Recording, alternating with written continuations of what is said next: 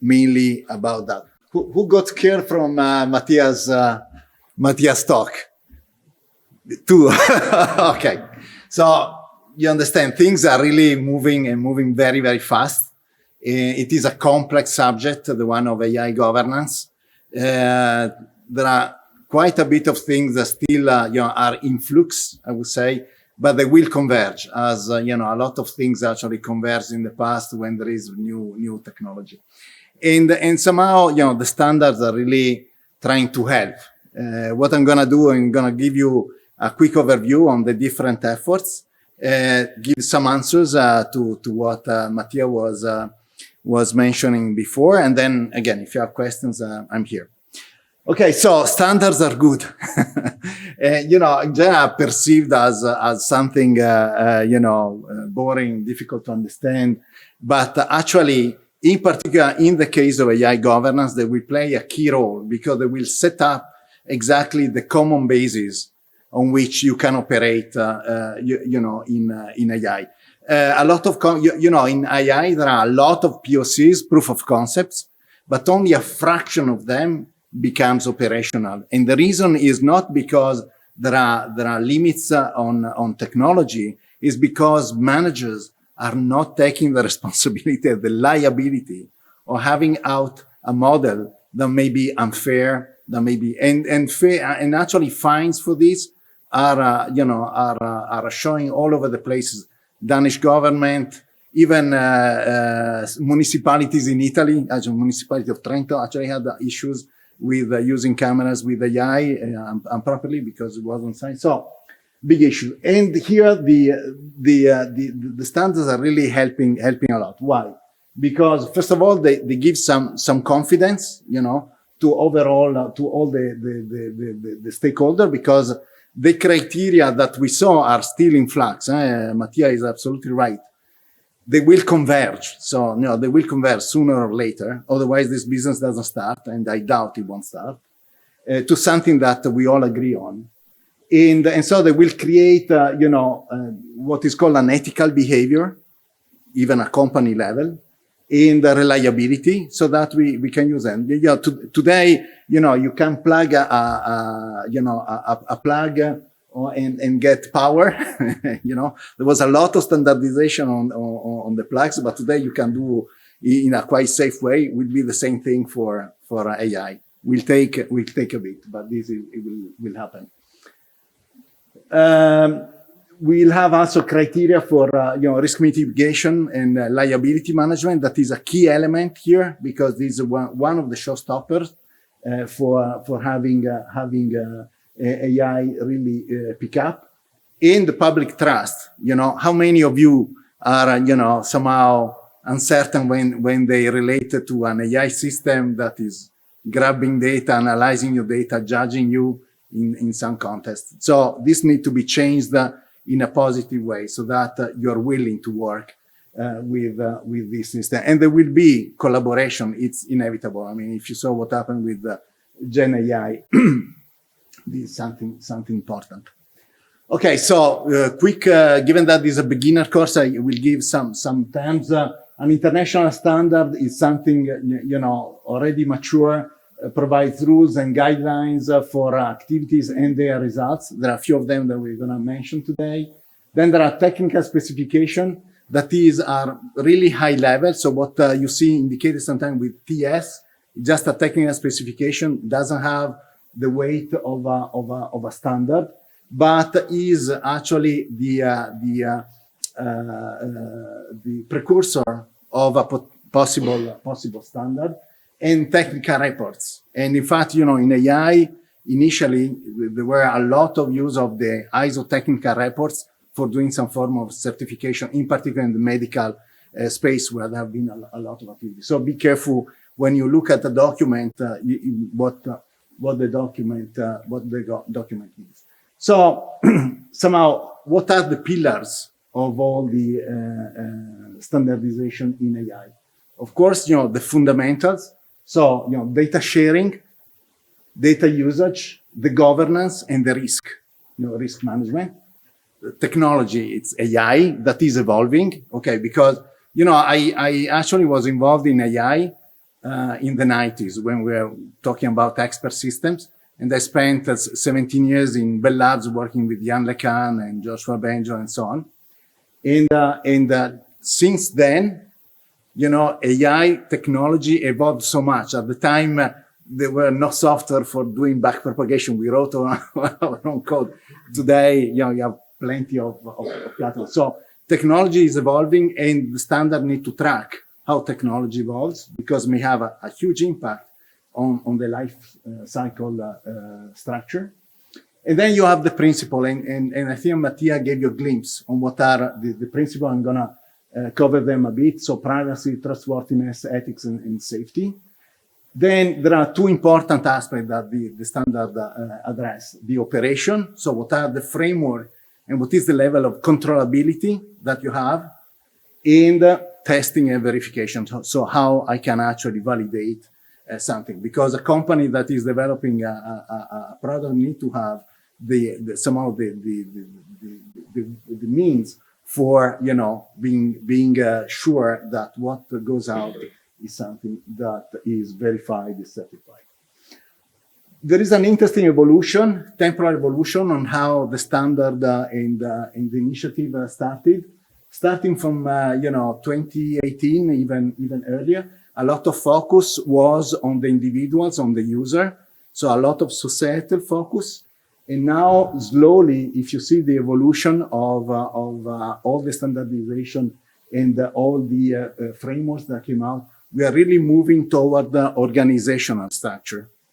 And that is key because, the first element of focus was really people that, were affected by AI. But now we are realizing that if we don't enable organizations to use AI and produce AI-based products, we don't go anywhere, okay? And so mainly we are still in the phase, and I think Mattia gave a sense to you on how in flux we are. So we have several legislation that came out, and you saw the table before. And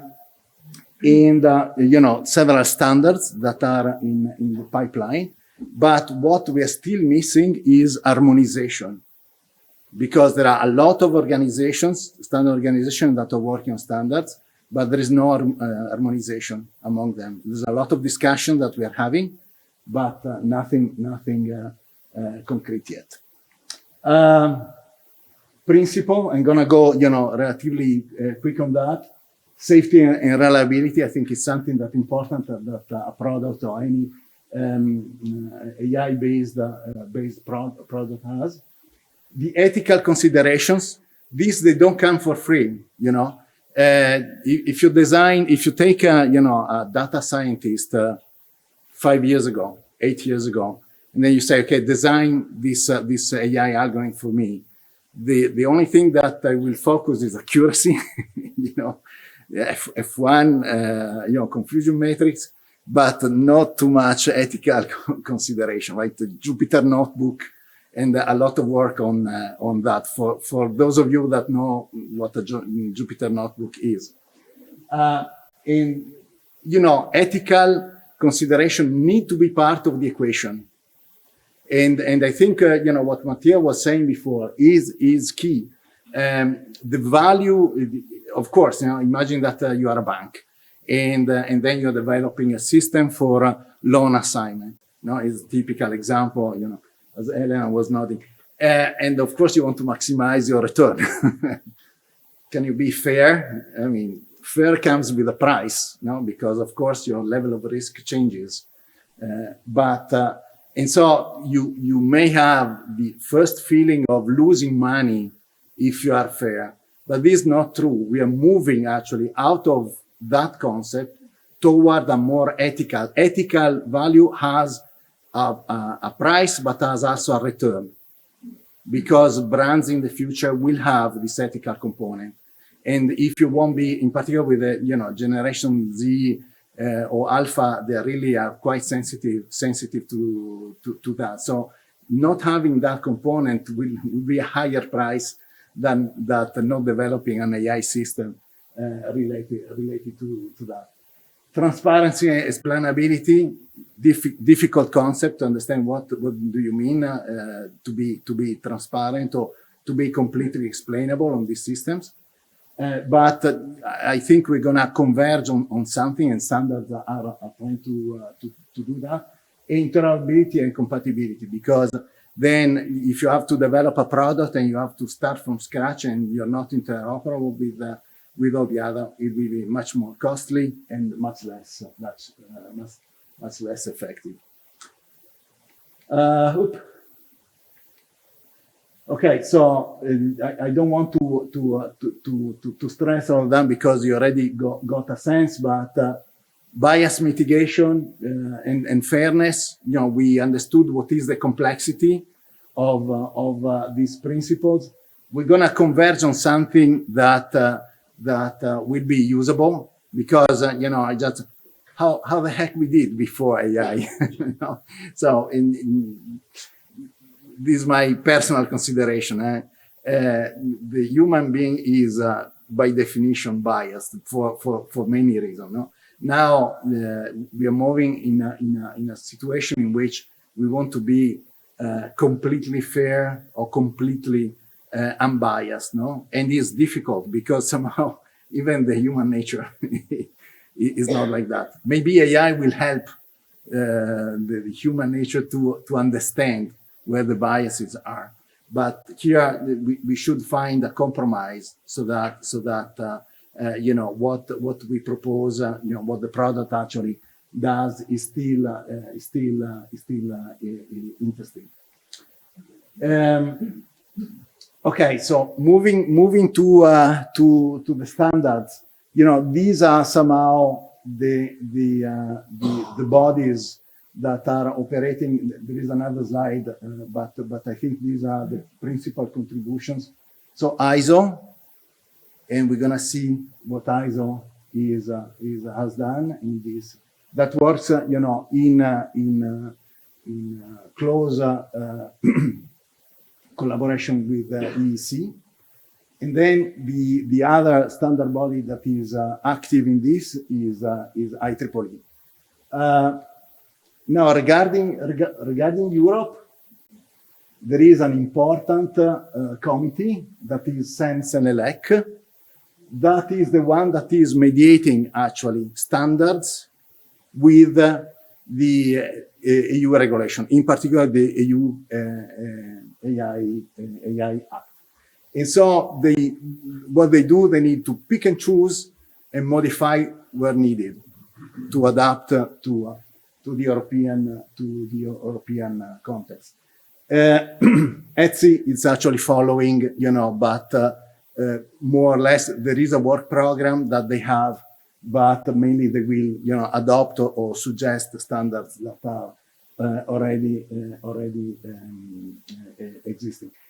By the way, I'm limiting this presentation only to Europe, mainly because Japan is doing something else, US is also doing something else. So we don't have the time, you know, in 30 minutes to go over all the worldwide coverage, but definitely Europe we're gonna cover. Okay, so let's talk about ISO a bit more more in detail. I picked 3 of the standards that are you know, the hot one.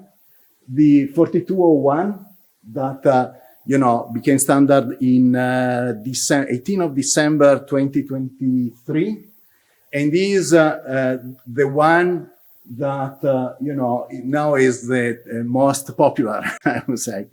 But is on we're going to go in detail into that, is too general, I would say. So mapping 4201 down to actually the other way, the EU AI Act with the 4201 is not enough.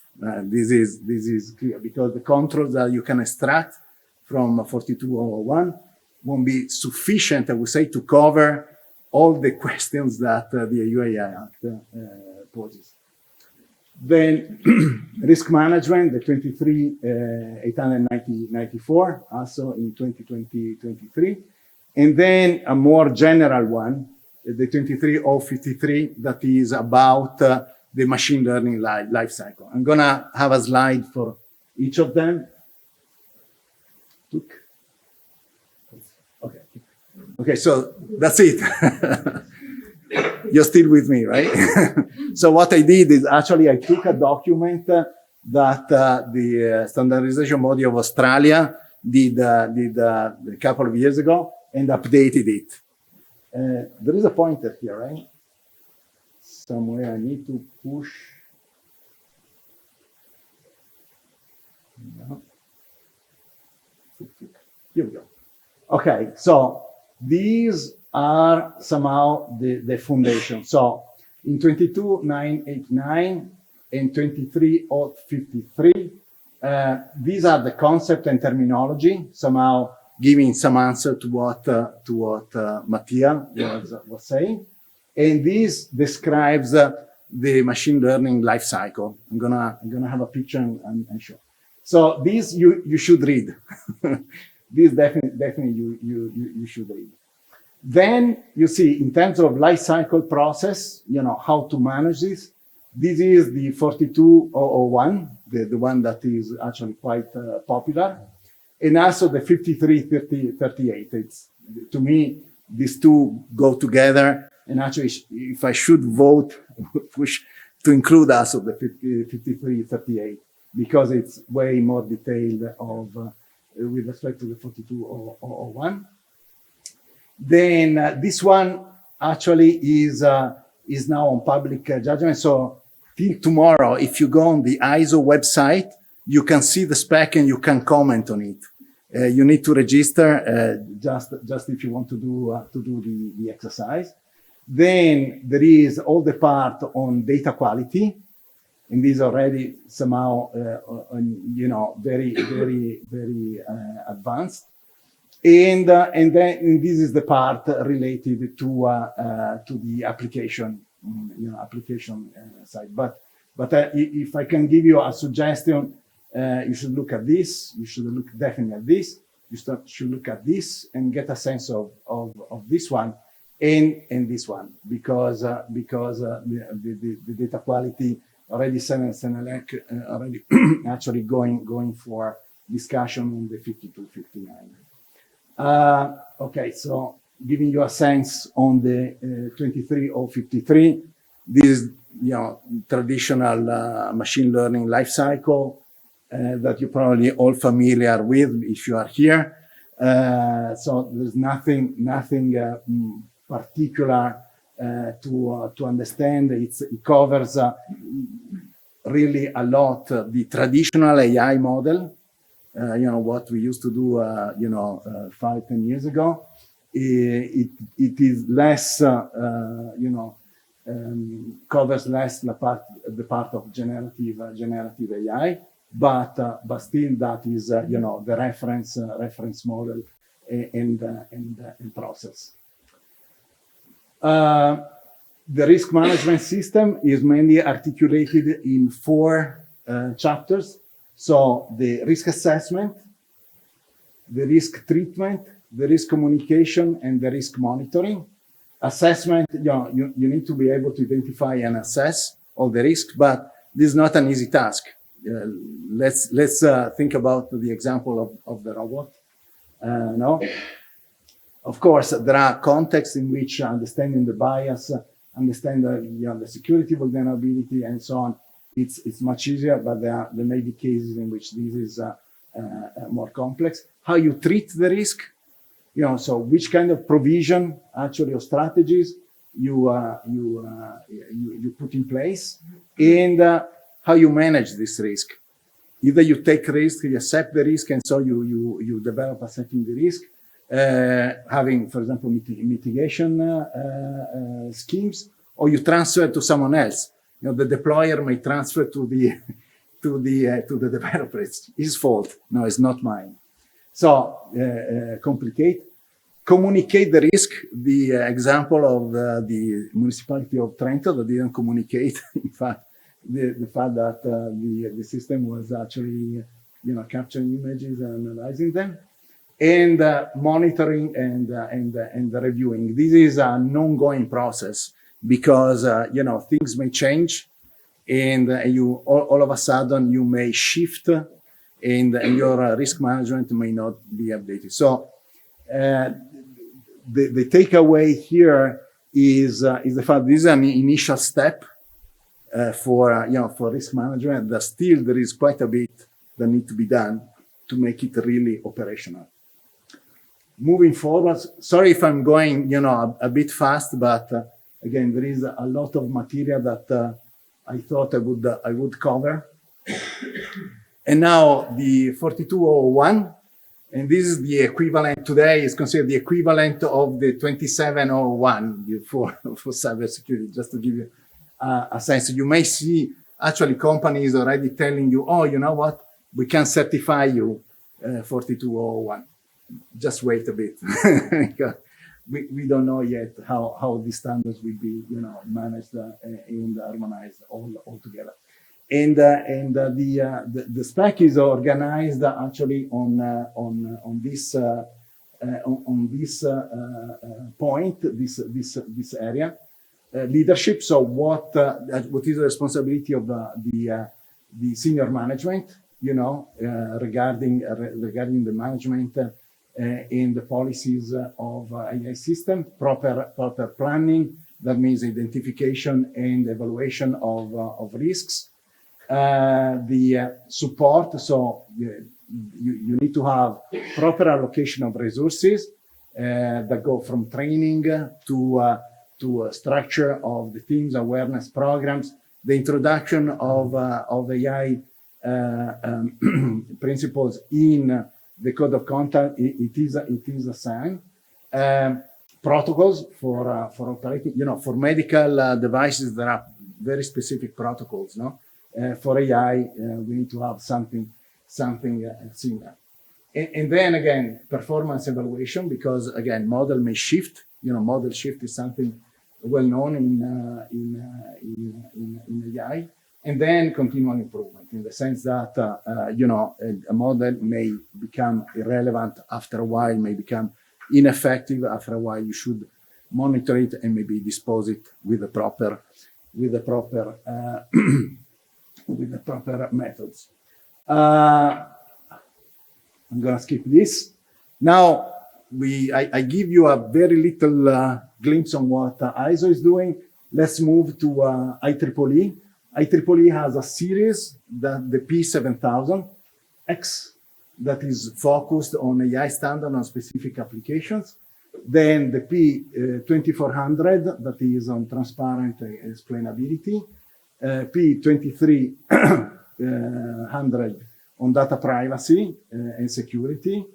And the 2413 on interoperability. So again, you see, we covered some of the principles that we discussed before. I'm gonna say a few words about, too much,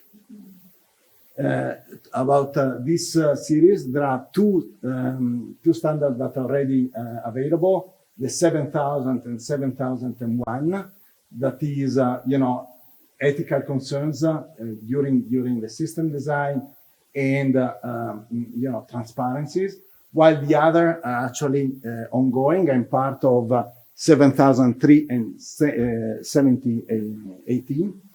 And there are several concepts that 7003 is introducing, in particular the concept of bias profile that will help a lot in categorizing, for example, how the bias related to the use case. And the 7018 we just started. We started in December, and I'm leading the task force on compliance on that, but we are very early stage, and we are actually collecting use cases at the point. Now, if you want to get a sense and comments, the GRC, the Joint Research Lab of the Center of the European Commission, actually developed a report that analyzes the standard that I mentioned. It's not completely up to date because we have a new version of the 7003 that it actually went on ballot a week ago. So not all is perfect, but you get a sense. And I can give you just a hint. The conclusion is that IEEE is a bit better than ISO on some aspects. And not because I'm part of IEEE. It's a fair analysis that they did. But I suggest this as a reading. I think Mattia also mentioned IEEE certified. IEEE, is doing his part also on the certification. They will help you in audit your company, your processes to see where you are, and you may get a certification out of this. And also, is develop a program called IEEE GET, so that the standard, selected standards related to AI will be available free of charge, because the one of ISO, or in general, you pay for the standards, they're not really cheap. This just to help the adoption and to create common basis. Every standard organization is developing its own strategies to push. I cannot say that everything's up. Now let's come to the important part. Sensenelec. Sensenelec got a request from the European Commission to somehow pick and choose the standards and align or develop also standards so that they can support the EU AI Act. Somehow, making the bridge to what Mattia was saying before. And so the Sensenelec created the JTC 21 that with this task, and they came up. This is again, it's January 2023. We're actually discussing now also how to include IEEE standards or review these specs. So don't take it for granted that this is work in progress. But you clearly see the 4201 here, the 23053, the 22989, and the 23894. That sorry for all the numbers, but this is somehow these are the things that definitely you want to read. This is somehow the coverage. The coverage. There is an interesting publication from from GRC again on the support of standardization for the EU AI Act. This is quite a good reading, and give you a sense on what are somehow the areas that are covered. The Sensenelec will cover. Now, what will be the solution here for the user? Platform, software. Someone was asking, where is the software for doing the AI governance platform? Probably will be the bridge. Will allow everyone to use AI in a safe way. They will be certified. They will be aligned to the standard, aligned to the legislation, and will allow you to follow an AI project from the beginning to the end without incurring any fines if everything goes well. So they really, in my opinion, are the bridge. Are there any platforms out there? Sure. It's a big business. There are plenty of them. We have one, Elena is representing Modulus that is here, but IBM, so the Databricks, plenty of them exactly in trying to move this forward. And actually, this is a slide that comes from a benchmark has been done by AI Multiple very recently. They have different level of maturity. There are some that are actually much more sophisticated, even in adapting to the different legislations, in adapting on how to support a project from a user perspective. And this is what will make a difference here. Exactly how the platform, because if you are a user of AI and want to do an AI project, you focus on the AI project, not, on all this part. someone should provide this for you, no? And so these platforms are, in my opinion, what the turning point, what we really enable and operationalize AI. I'm almost at the end. Okay, so these are the conclusion. Industry really needs, an environment in which they can operate safely, ethically, and so that they can make business. We are working heavily on harmonization. We had a meeting a month ago, and we're gonna follow on from the different standards, so ISO, IEEE, CNS and ELEC, and I will update you hopefully next year, and there is a strong need that we do this. Otherwise, AI won't take off. And with that, I'm done.